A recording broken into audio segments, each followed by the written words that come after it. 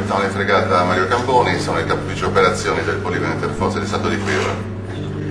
Desidero con questa presentazione illustrare la struttura e l'organizzazione del poligono, definire i compiti e le attività e descrivere i servizi offerti.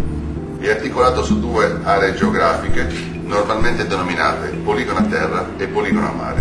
Il poligono a terra è situato presso il centro abitato di Perdas de Vogo.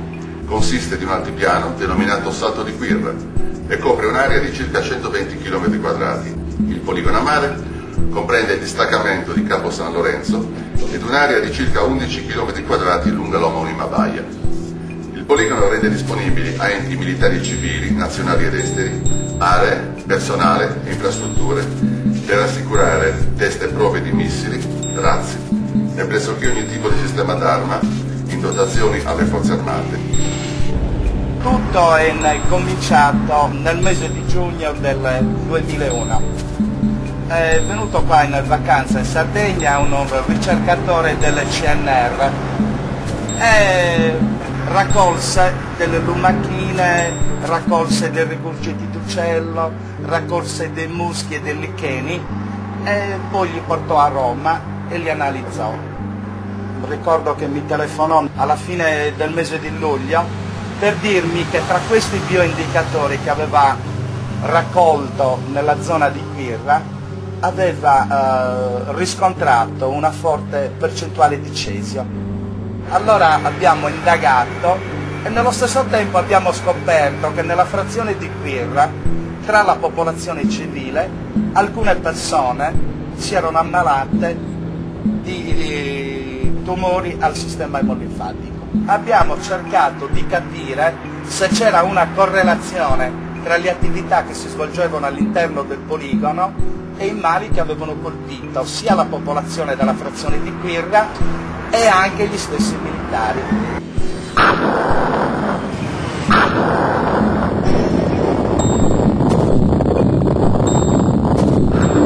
Dopo i conflitti in Iraq e nell'ex Jugoslavia, i produttori di armi dovettero affrontare un grave problema. Militari e civili che erano stati nelle zone bombardate con munizioni all'uranio impoverito si ammalavano e morivano di forme tumorali particolari, le stesse che uccidono in Sardegna i residenti nelle vicinanze del maggiore poligono dove si esercita la NATO.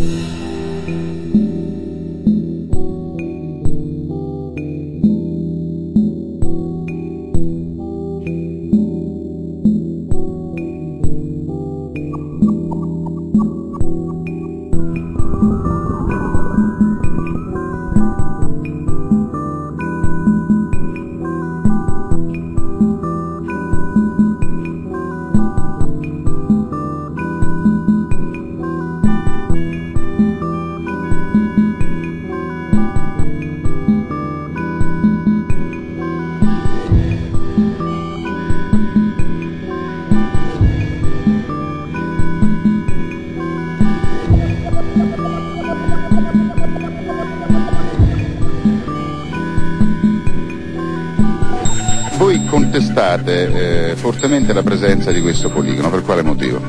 Beh, il primo allarme è stato quello sulla salute delle persone del territorio di Quirra e adesso il fenomeno a distanza di 2 anni dall'inizio del nostro lavoro si è allargato prepotentemente al territorio del Sarrabus e siamo alle falde del Gerrei. Quindi i primi, diciamo così, l'allarme grosso è stato quello della salute dell'ambiente. Ecco, voi avete fatto una ricerca, no? Che cosa avete scoperto?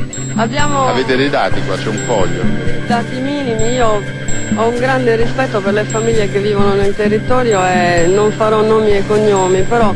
i nomi e cognomi di queste persone io li ho visti, quindi comunque io c'è. Se vogliamo, ecco, l'orribile lavoro che abbiamo dovuto svolgere è stato quello di entrare nelle campagne, di indagare su quello che accadeva, per cui partiamo dal 99 come dato semplice.